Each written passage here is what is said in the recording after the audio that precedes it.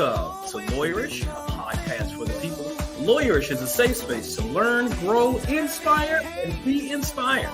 So come along and ride on this fantastic voyage. Let us go be great together. I'm Brandon J. Wallace, Esquire, and I'll be your captain. It's a whole vibe, and I sure am glad you're here. Lawyerish is brought to you by Apex, where aptitude meets excellence. And we're powered by the Green Law Firm, your one-stop shop for everything real estate in Tennessee and Mississippi. Our voyage vibe today is brought to us by the iconic music group The Whispers. It's And the Beat Goes On. The single was released in 1979 and was the group's first single to hit number one on the Soul chart and the first to make the top 20 on the Billboard 100. It peaked at number 19. The album is also called The Whispers and was released by Solar Records. Again, the album peaked at number one on the Billboard Top Soul LPs chart and number 6 on the Billboard Top LPs chart. Exciting, one of my favorite jams. This is grown folks music. Y'all don't know nothing about that. Hey, we got an exciting show today, friends. The beat goes on. I'm so glad to be back in the chair and back in the mix with you, each of you. It's time now for Duly Noted.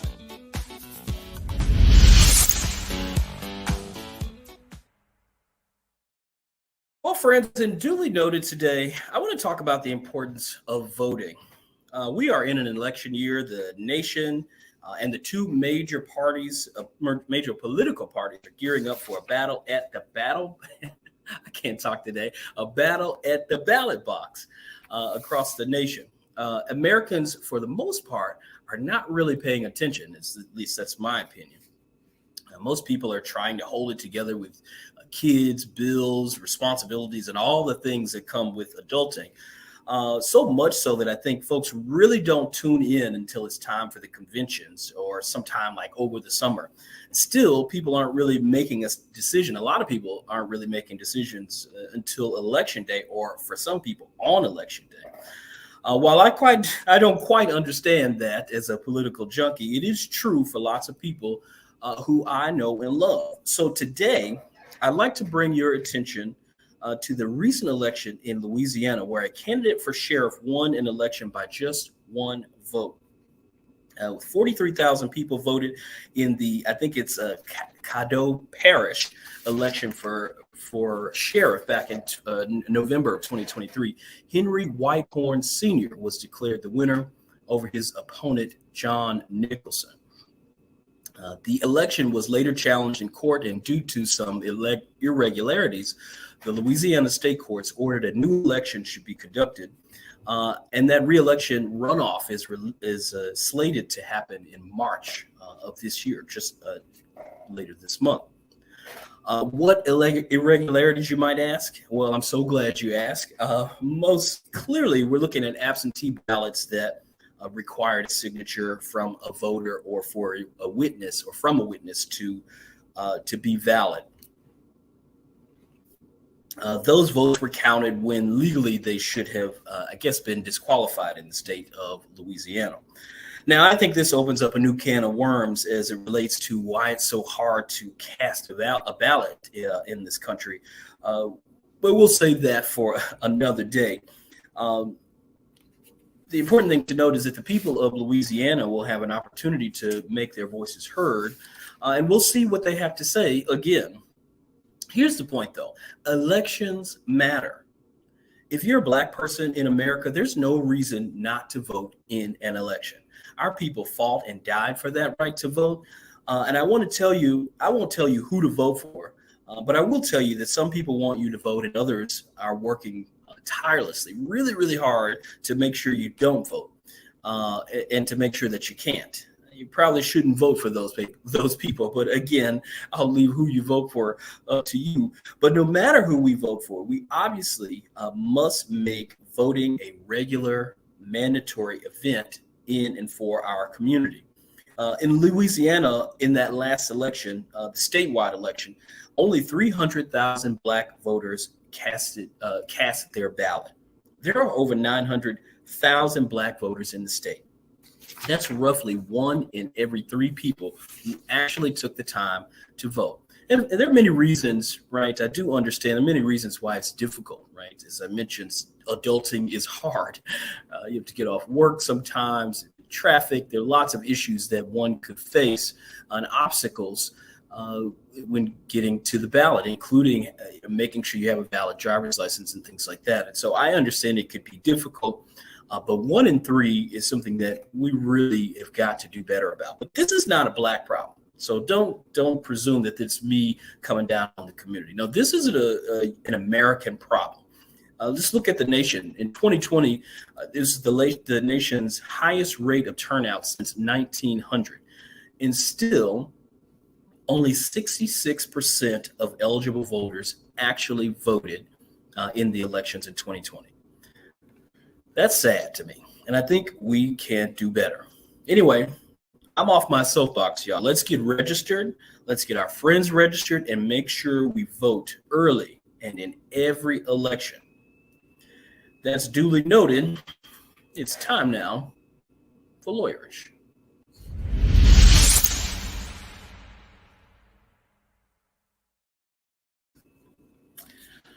All right, it's now time for Lawyerish, friends. I'm super excited to welcome my friend and colleague, Mr. Danny Andrews, aka Danny from the Block on Instagram.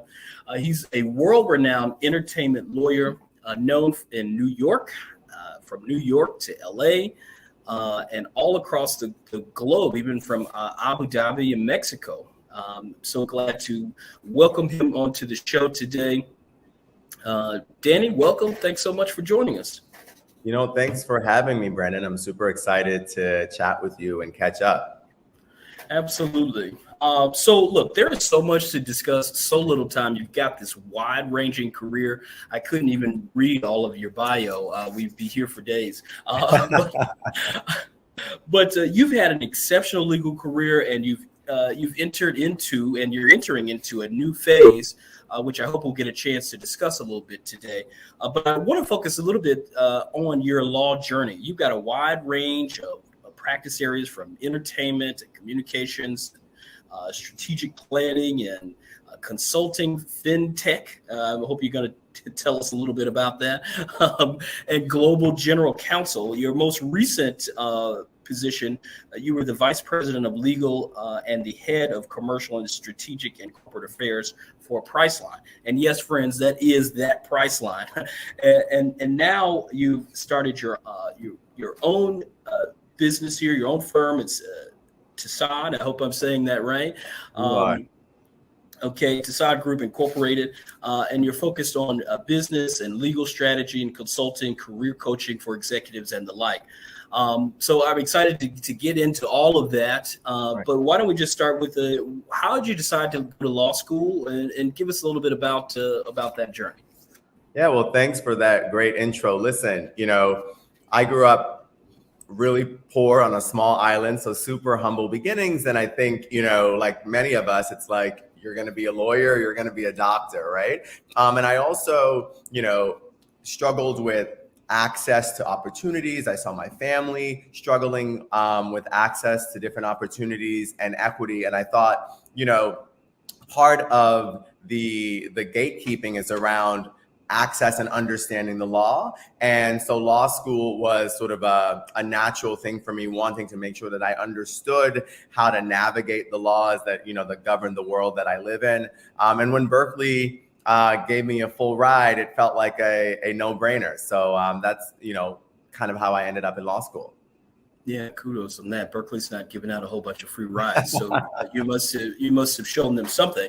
And obviously, yeah. Berkeley's a great law school, great school in general. Would you say that helped you segue into the entertainment realm?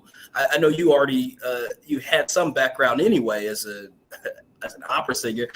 You got to tell us a little bit about that too. But would you say that your time at Berkeley sort of helped to push you into the entertainment field?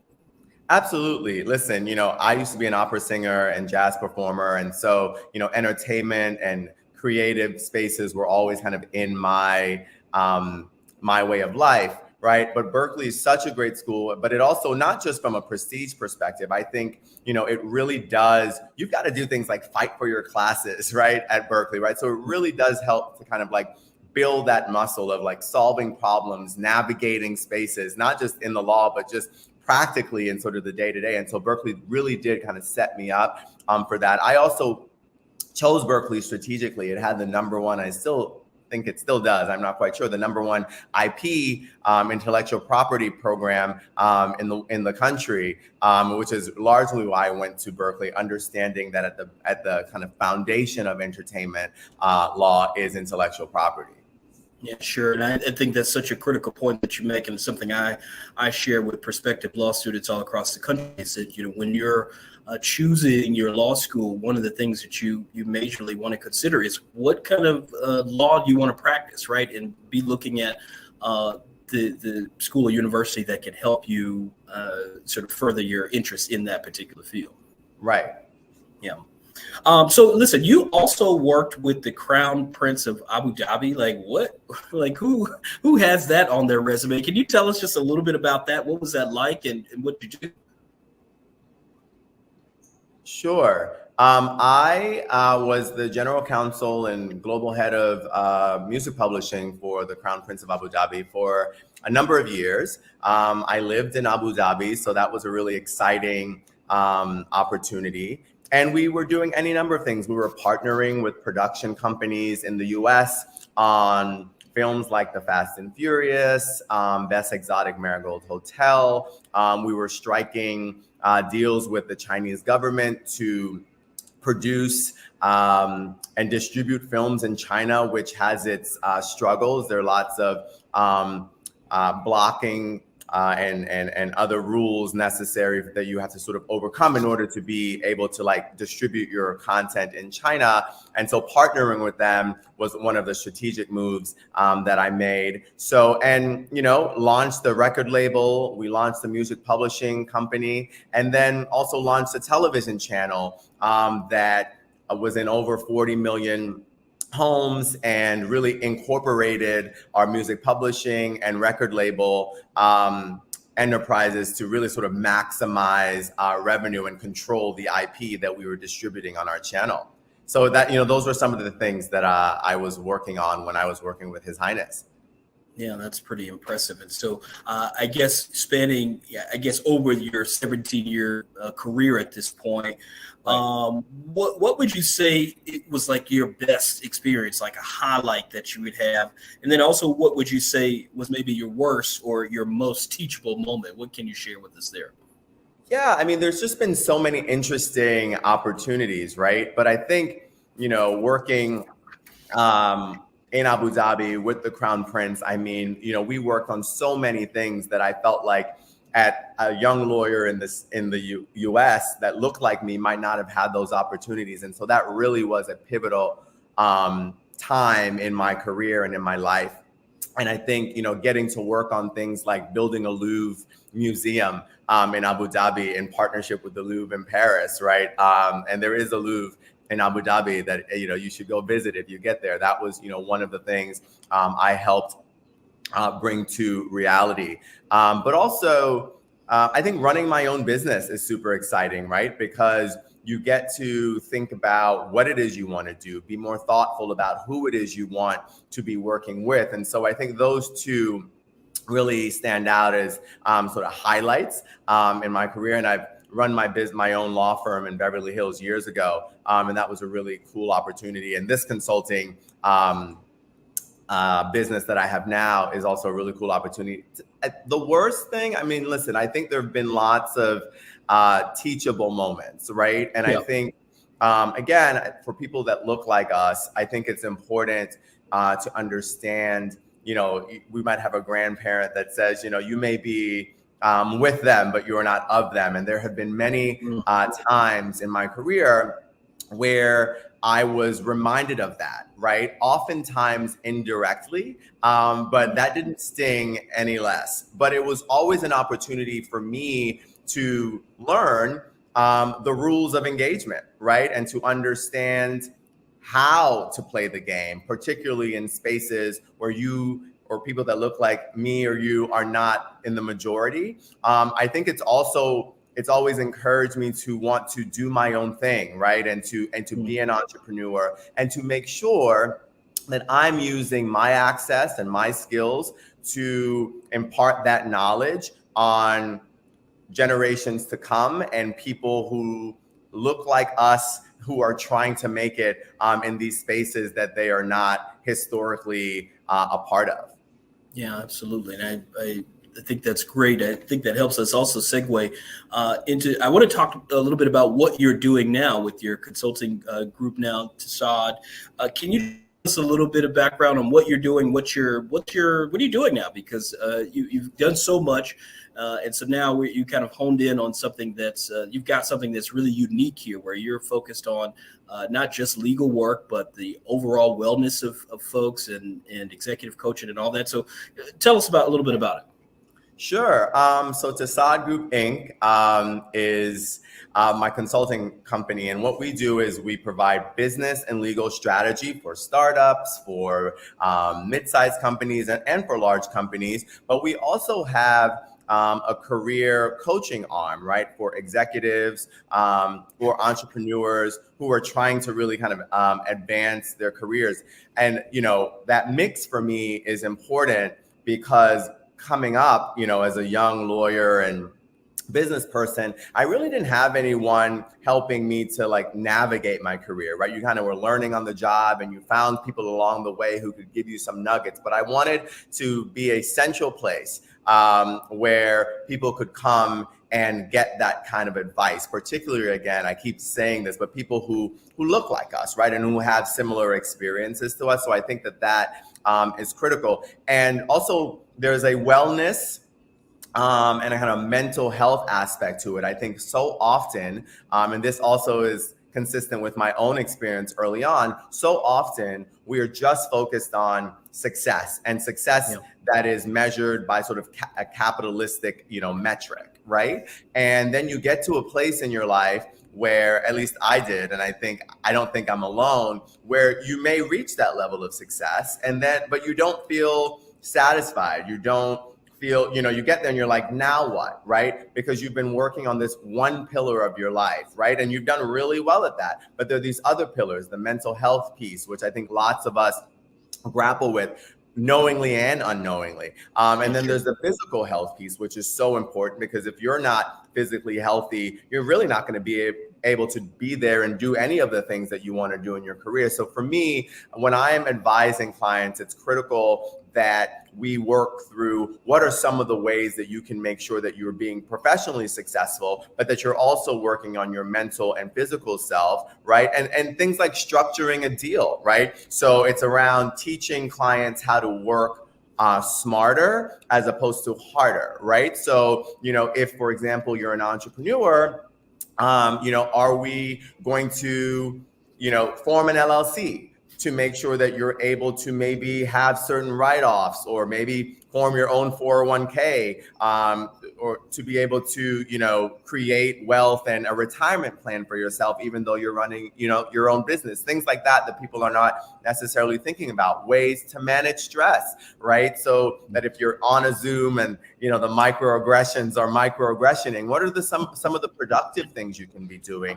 Go out for a run, go out for a walk, listen to some music, different things like that, to really cultivate a more sort of well-rounded consultancy for our clients. And it's going pretty well. Yeah, that's great. And I love that, because that's sort of where, at least again, where our paths have sort of combined a bit, because we've got sort of a similar focus of this wellness and this mental health space, and right. And providing access to people of color. I just think there's so much alignment there. So I'm glad that you're doing that and that you're sharing that, and hopefully folks who are listening in can take advantage of it. It sounds really expensive though, right? So you've got 17 years of experience. It sounds like I would need to auction off an arm and a leg to get your service. But why don't you talk to that a little bit, and then we've got a special deal that we can kind of talk about for our listeners out there. That is funny. Listen, there's a range, right? But part of my commitment to the community and the people is making sure that the information is available, right? And at a rate that is consistent with where you might be in your growth, right? So you can go to my Instagram at Danny from the Block, there's no K, and you can get free weekly. I'm giving out free business and legal tips on things like, what entity to form, thinking through bartering, the complexities of an NDA, any number of things. Every week there's some free business and legal guidance, right? So you can always, and that costs nothing, right? So you can always tap into that. Also, I make contacting me very easy. Again, on Instagram at Danny from the Block, you can access my calendar. And, when you are a new client, I tend to run promotions, right, to give you, cost-effective consultations.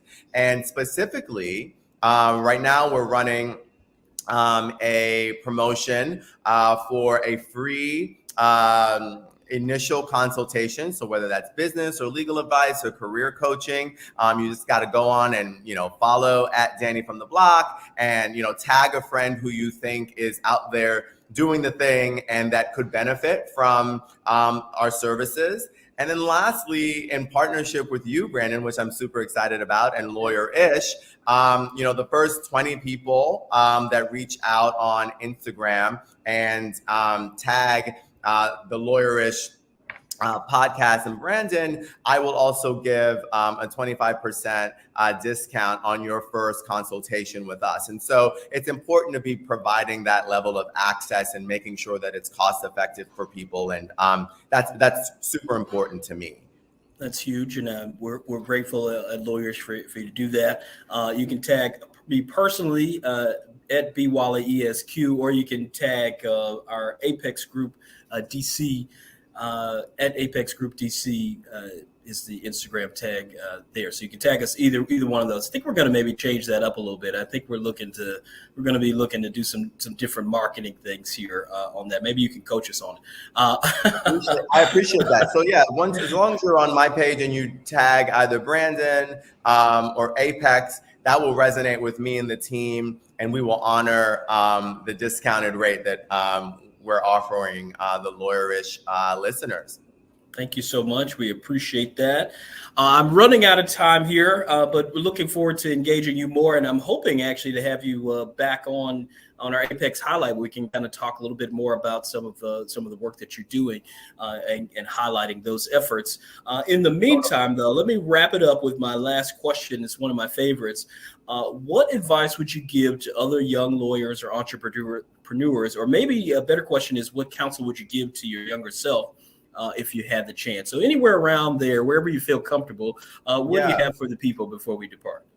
Yeah, I think there are a few things. I think take chances, right? Like make sure that they're calculated chances, right? Thinking through, the pros and cons. But I think don't be afraid of no, especially when you're young, right? There's so much opportunity and time out there, kind of chase the things that you want. I think it's important to build relationships, right? I think in your community, but also stepping out of your community, right? And, spreading the word and tapping into communities that you may not always, and people that look like us might not always have access to, and we can help you kind of, navigate those spaces. But I think, relationships are critical. I also think that people are watching, even if you don't think they're watching, right? And so your reputation is key. So make sure that you're guarding that with, your life.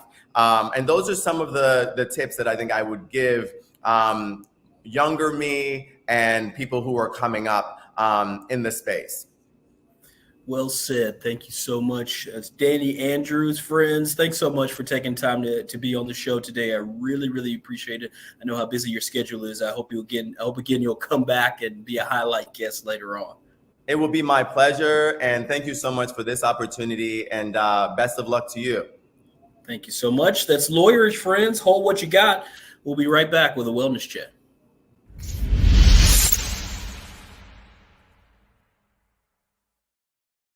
We're back, and it's now time for our wellness check. The show. This is the time. This is the time where we dedicate a part of our show to wellness. The last episode, I shared the importance of prioritizing peace. This episode, I'd like to expound on that and remind you to water what waters you, whether it's church or friends, family, your bae, or even your sneaky link.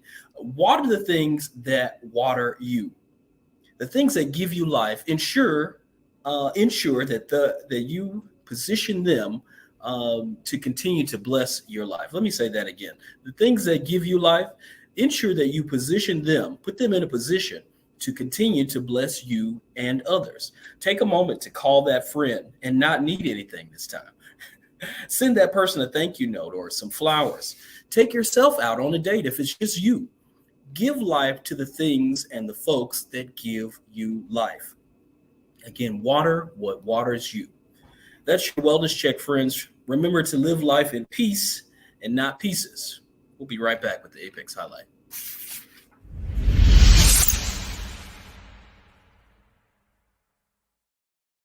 All right, friends, we are back, and I'm so excited to welcome my friend, the very churchy Will Johnson, to the show. Will is a comedian, and a kingdom influence. I can't talk to that. I don't know what's going on with me. He's a comedian and a kingdom influencer. He's also the CEO of the Content House, a media production company. Will, welcome to Lawyers. Thank you so much for being here. It's really an honor to have you. I got to tell you. You know what's wild? What is that? I'm sitting here just enjoying the fact that you are stumbling over each and every word, and this is absolutely amazing to me. I'm enjoying all of this. This is great. I'm struggling today. You know what? If we were in court, I would lose. I just want you to know. No, you wouldn't. They wouldn't believe you. The jury would be back there like you said. And all so now we're going to have to start all over. We're going to have to start the whole show over. Anyway, Will, thank you for being on the show. It really is an honor. I got to tell you, you are a bit of an internet sensation. That's far-fetched. A big internet sensation. Would that be more appropriate? Almost. Okay. Well, you're an internet sensation. We'll leave it at that for now. I'm Oprah's nephew. You know, Oprah. Don't do that. Don't do that. Okay, go ahead. I love Oprah. We graduated together, by the way. I just always like to say that.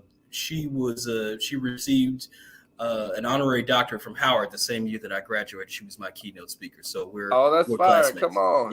Yes. So Oprah, what up, boo? Love to see you. Okay. Maybe she can come on the show too. Okay. All right. Anyway. Okay. So you're an internet sensation. How did you decide to become a comedian? What's that journey been like?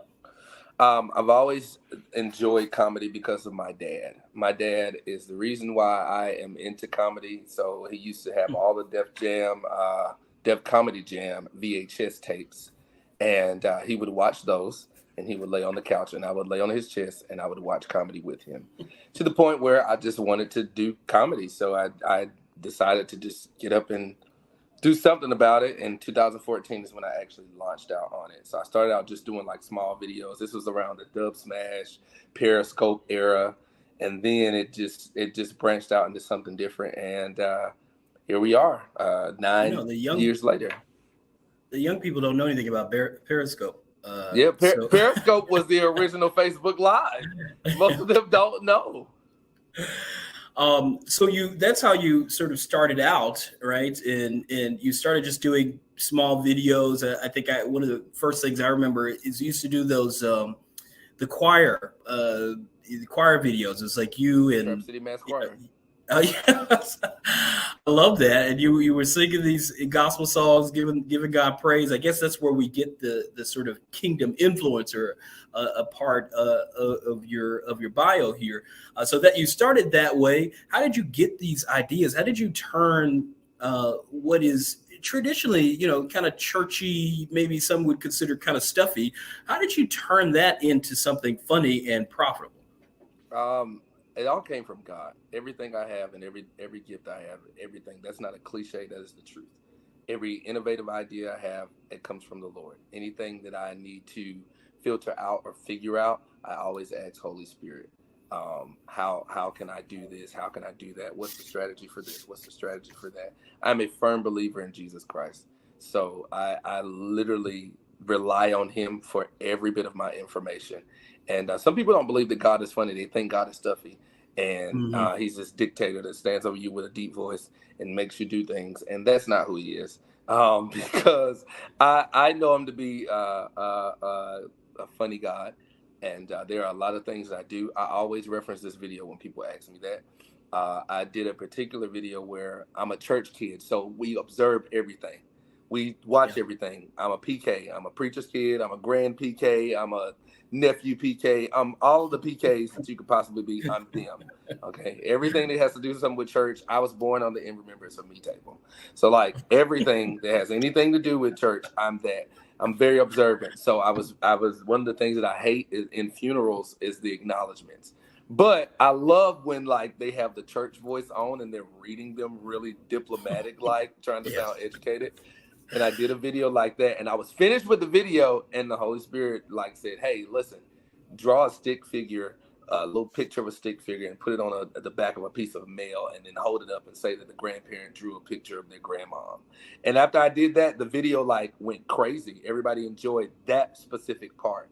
So I always reference that I get everything that I have from Holy Spirit because all of my ideas, every one of my innovations come from him. Well, won't no rocks be crying out on this show for us? Okay, we give them glory over here. So we thank you for that I all the time. So now, recently, I want to talk about what your recent endeavor, because you've got this huge thing that is making the rounds all over the internet. You launched Choir Rehearsal with Friends. I describe it as it's like karaoke but better. If you're listening and not watching, there's a screen that says Choir Rehearsal with Friends in the background that Will is drawing our attention to. But great, because my screen keeps timing out, and I was hoping that you was gonna hop on that so that when the screen times out, all they're gonna see is black. Because I'm tired of tapping this screen now. Keep going. I tried to be, all extra and really prepared with media. My media team was here. I'm the media team today, and we're tired. Okay. Okay, so I'm glad you got on that. Y'all see it now? Yes, See we it? got it. It's there. Yes, we see it. Thank you for that.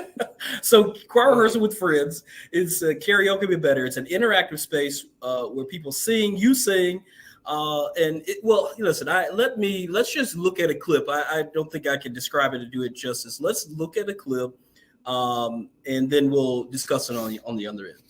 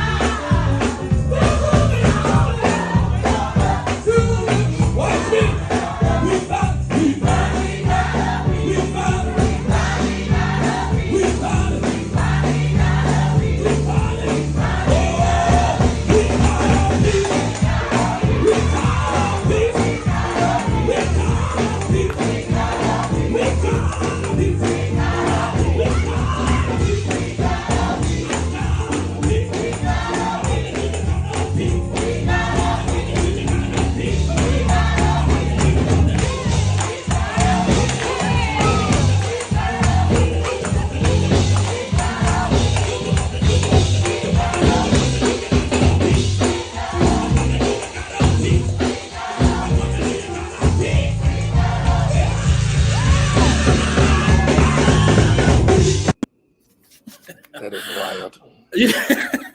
That is wild. I'm ready to cut a shout. Amen. That is wild. We finally got a piece. Okay, so how did you come up with this idea? How would you describe it? And I mean, I guess we got it from the Holy Ghost, but how did you birth this idea? Maybe that's a better question. And what's the response been like? So it was originally entitled something else. and I was working with a particular production company. I was under them, contracted under them, and stuff like that. And you know, as you grow, just things, people there, we grow apart. So I just said, hey, listen, I'm gonna leave. And I got ready to see. I'm on the lawyer show, so I guess I can say it because it's a legal show. Okay, so I got ready to. I left the company, but nobody in the company could do the idea like like me. So and that's not. I'm not bragging or boasting. I'm telling the truth. Nobody could do it like me because nobody had the ideas, the original blueprint, and the guy that I started this thing with, he passed away in 2022. And so we were working on this, and the day that I understood the idea, I texted him. I said, I got it. He said, okay, go do it. He didn't know, I didn't know he knew exactly what I was talking about, but I was like, all right, cool. He was like, go do it. And so I started it. I started doing it. I left them. I got ready to do the first show under just me. And I got a text that said, hey, listen. I changed the logo, everything. They said, hey, listen. You're going to have to change the name of your show. Matter of fact, the week before we were actually about to do the show. Nope, the week of the show. Oh, they texted me and they said, if you plan on using this, doing the show, you're going to have to change the name of your show. For legal matters, I don't want you to get a cease and desist letter, blah, blah, blah, blah, whoop-de-whoop. You're going to have to change it. Now, it was originally supposed to be me hosting this particular idea. They said, you're going to have to change it. So the week of, I'm in my team meeting retreat with the team, and I'm reading this text of them, and I said, how in the world do we pivot in 3 days for a new name? Like, what are we going to do? And I said, Lord, what am I going to do? And the first thing I said was choir rehearsal with friends. And the graphic designer, he looks at me, he says, look at my computer screen. And he typed in choir rehearsal. And then I knew, I was like, okay, bet. We got something. So we did it. It worked. We announced a new name. People didn't catch on to it right away. But we announced a new name. We caught a couple videos. We popped them up. We popped the graphic up. We worked on the strategy. And people were like, oh, I want to see this. I want to come to this. So we launched another city, which was Memphis. And they were like, oh, I want to see this. I want to see it again. So we launched another city. And then we launched another one. And then we just kept just doing it. We did it in Atlanta. And when we did it in Atlanta, it worked. It really worked. We did 2 shows in one day, and it worked. And at that point, I realized we really have something. And so we set out to do it. Yeah, we set out to do a couple more shows, and here we are. We're on tour now. We've got about 15 stops. We just did the first 4. Just did the first 4 stops, and we have 6 sold-out shows and counting. Wow. So, yeah. And so how do people get to buy tickets, get to come to the show? What do we do before the rest of the tickets are sold out? So you gotta follow our social medias, which is on TikTok it's Choir Rehearsal W Friends. They would not give us the with. So it's Choir Rehearsal W Friends. On Instagram it's Choir Rehearsal with Friends. On Facebook it's Choir Rehearsal with Friends. All of those, everywhere on our pages, there are ticket links. Or you can go to eventbrite.com and type in Choir Rehearsal with Friends, and every city that we're coming to will pop up. And you follow the Choir Rehearsal with Friends page on Eventbrite, so then you can get the updates when a new city uploads. So that's really it. Yeah, that's really great. And so you're doing everything from gospel songs to TV shows, theme songs, yeah, R&B. Okay, doing some R&B too. The Memphis show is when I met you. Okay, so I didn't know you then, but I remember running into you, and I'm a big fan, so but I didn't realize that you had a show earlier that day. You did have a show. I didn't know it was this show. Yeah, okay. It was the Memphis show. That was the second show. I knew that you had something that day. You told me that you had done something early, but I didn't know that this is what that was. Wow, that's come full circle. That's pretty crazy. He didn't fan out lawyer's audience. He did not fan out. He looked at me and said, "You're not that important. Don't nobody care about you, but I follow you and I really like your content, but you're not important, so I'm not going to act like it. Well, that's not true. But I did actually discover that I was not actually following you, although I've seen your content everywhere and liked it and shared it. I wasn't actually following your real page. I didn't even think your real name was Will either. So I don't usually believe things on the internet. So. What did you think my name was? I don't know. Again, people on the internet. Yeah, I guess as the lawyer in me doesn't trust what I see on the internet. So That's understandable. But anyway, I'm glad we did connect, and we've been friends ever since. And I really am, really grateful for you being on the show and for the success that you're seeing with choir rehearsal with friends. It's literally blowing up. It seems like a lot of fun. I really can't wait to get to a show of my own. I'm looking forward to an opportunity to come and witness and participate. A little bit more on this. How would you describe it though? Right. So, I tried to, I was like, it's karaoke, but more interactive in choir, but what would you name it? How would you describe a choir rehearsal with friends to people? That's the best way to describe it. It's really karaoke with 3 parts, and the audience is the choir.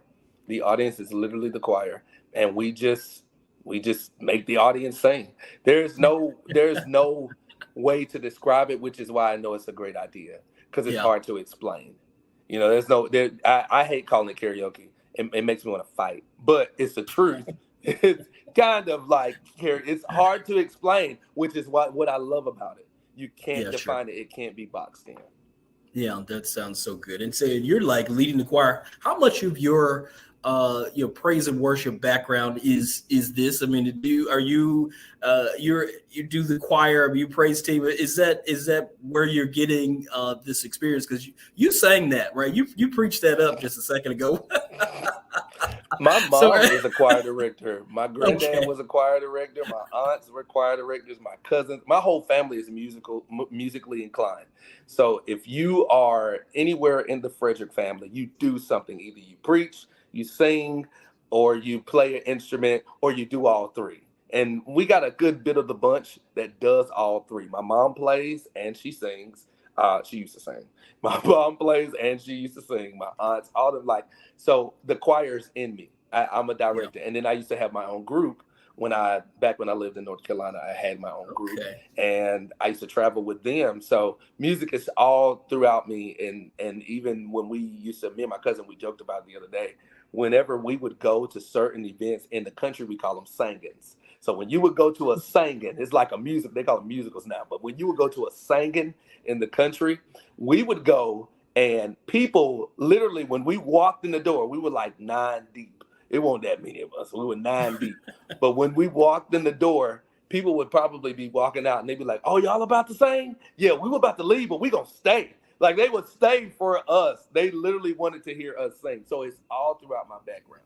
I am the family choir director. I'm all of that stuff. So everything that everybody sees on the internet, anything that anybody sees on stage, this is my literal life on stage. This is nothing that I wrote down, nothing that I made up, any of that. It's all of my experience just on stage. Yeah, and it comes through. You're passionate about it, and that passion sort of seeps through, even on the internet, and that's often hard to do. And so, that doesn't seem that hard for you. It just seems really natural. So, I'm excited to continue to see you develop that, and I'm wishing you much continued success there. I'm running low on time.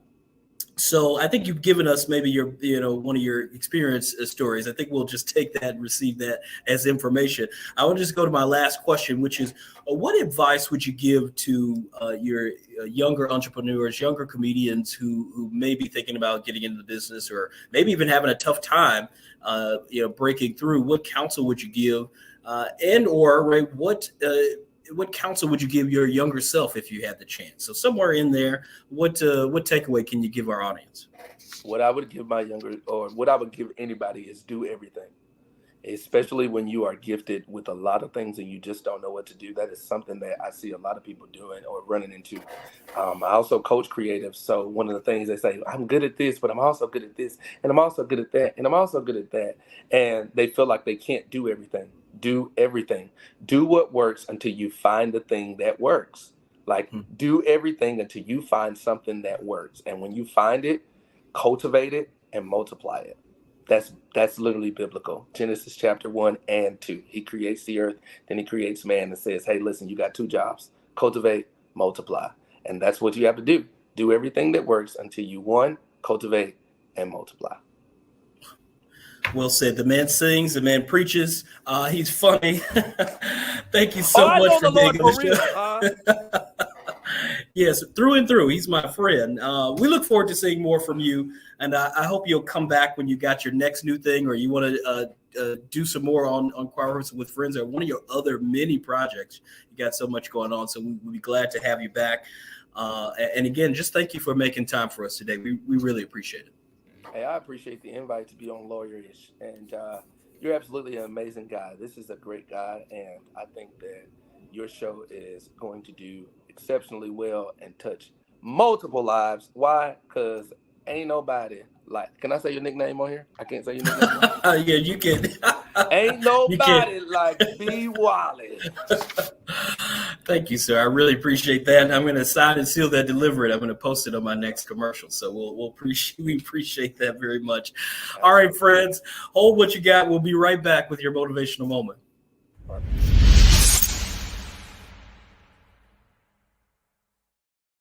Friends, it's time for our motivational moment. This week, I want to encourage you to celebrate your wins.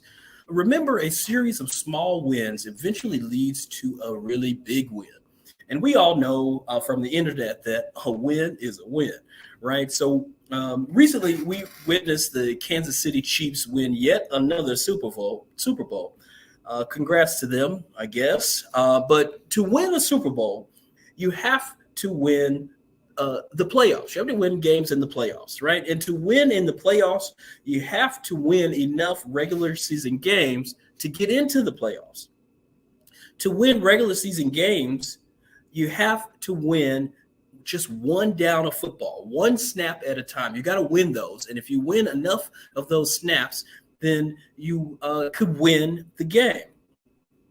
To win a snap, you have to win in practice. And to win in practice, you have to win in the weight room and in the film room. And to win there, you have to win the battle of the mind. And so I encourage you, friends, in order to win the battle of the mind, you have to celebrate your small wins. Did you get out of bed today? Did you brush your teeth and put your clothes on? Did you make it to work? That is a win.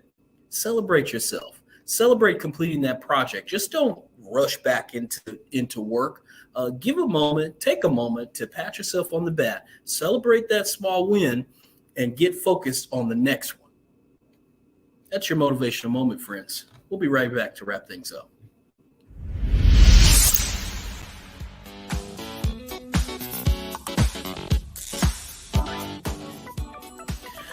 Well, friends, we've done it again. That's a wrap for our second episode of season 3. Thanks for listening and for watching. Remember to like, share, and subscribe. Like any voyage, it's always a little bit more fun if you can bring a friend or two along. I'd like to thank my guests, Danny Andrews and Will Johnson. Shout out to the Whispers for this voyage vibe today. Remember, Lawyerish is brought to you by Apex, where aptitude meets excellence. And powered by the Green Law Firm, your one-stop shop for everything real estate in Tennessee and Mississippi. Email your feedback and legal questions to lawyerish@apexgroupdc.com. Also, email us if you want to take advantage of that executive coaching and all those good things that Danny Andrews is offering. Email us there. We'll connect you. Thanks for spending this time with me. I really appreciate you. Shout out to our team who are working behind the scenes. Margaret, appreciate you. And the whole team at the Green Law Firm, really grateful for them and for our Apex group. Looking forward to coming back again, friends. Until next time, be well.